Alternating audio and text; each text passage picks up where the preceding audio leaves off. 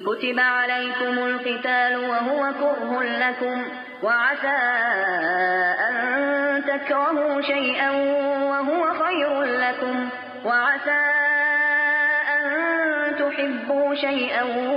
وهو شر لكم والله يعلم وأنتم لا تعلمون. يسألونك عن الشهر الحرام قتال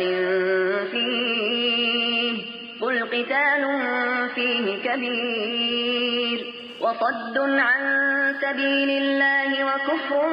به والمسجد الحرام وإخراج أهله منه أكبر عند الله والفتنة أكبر من القتل ولا يزالون يقاتلونكم حتى يردوكم عن